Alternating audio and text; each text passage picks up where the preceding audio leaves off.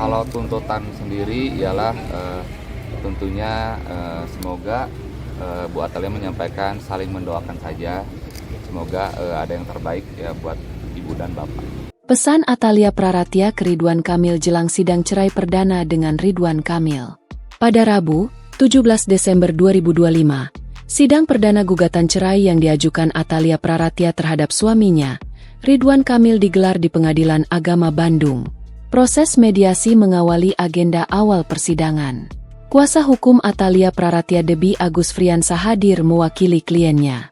Sebagai kuasa hukum Atalia, Debbie Agus Friansa pun menyampaikan pesan anggota DPR RI dari fraksi Partai Golkar itu jelang sidang cerai.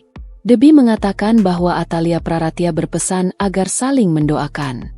Kalau kata Bu Atalia paling saling doakan saja ya, tutur Debbie, Rabu, 17 Desember 2025. Lebih lanjut, Debbie menuturkan, perceraian ini merupakan hasil kesepakatan bersama kedua belah pihak. Tentunya pasti sudah dibicarakan dengan pihak keluarga. Terangnya, disinggung mengenai harta Gana Gini, Debbie enggan berkomentar lebih jauh. Debbie menyebut, Atalia kini hanya ingin mengakhiri ikatan pernikahannya dengan politikus berusia 54 tahun itu.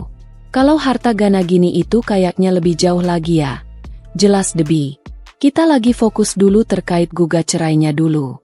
Kalau misalnya sudah itu selesai nanti kita pikirkan lebih dalam. Sambungnya, Atalia Praratia resmi menggugat cerai Ridwan Kamil setelah 29 tahun menikah. Gugatan cerai ini didaftarkan ke Pengadilan Agama Bandung pada 10 Desember 2025. Lalu, download Tribun X sekarang. Menghadirkan lokal menjadi Indonesia.